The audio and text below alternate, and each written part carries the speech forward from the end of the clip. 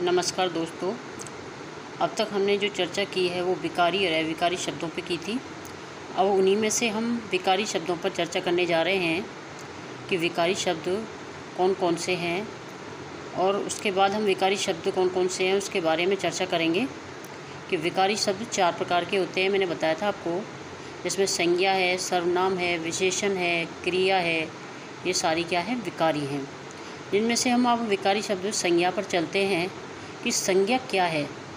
संज्ञा दोस्तों किसी का भी नाम है, जिस चीज़ का नाम दिया हुआ है वही क्या है, संज्ञा है। तो संज्ञा क्या है, संज्ञा अर्थात नाम का पर्याय है।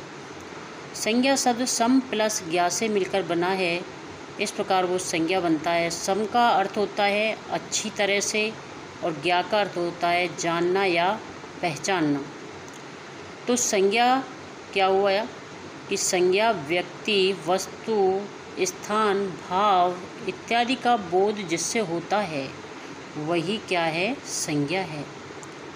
संज्ञा को दोस्तों हमने 3 प्रकार से बांटा है, जिसमें है व्यक्तिवाचक संज्ञा, जातिवाचक संज्ञा और भाववाचक संज्ञा।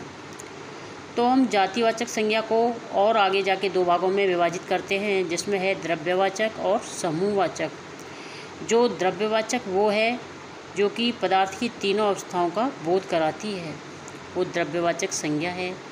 और जो संपूर्ण जाति का बोध कराती है वो समूहवाचक संज्ञा के अंतर्गत है। जैसे जातिवाचक संज्ञा में संपूर्ण जाति का बोध होता है, समूहवाचक में पूरे समूह का बोध कराती है। जैसे भीड़ है, सेना है, घर है, शहर है, ये जो पूरा समूह है उसका बोध करा रही है। इस प्रकार हम फिर व्यक्तिवाचक संज्ञा पर चलते हैं कि व्यक्तिवाचक संज्ञा क्या है। किसी व्यक्ति, वस्तु, स्थान के नाम विशेष का जो बोध कराए वही क्या है, व्यक्तिवाचक संज्ञा है। जैसे राम, राम क्या है, किसी व्यक्ति का नाम है, तो राम एक व्यक्ति विशेष हुआ। ऐसे ही रामचरितमानस, रामचरितमानस क्या है, एक पुस्तक है, और वो भी क्या एक विशेष पुस्तक है। ऐसे स्थान है जगन्नाथपुरी, और जगन्नाथपुरी भी एक स्थान क्या है, विशेष है।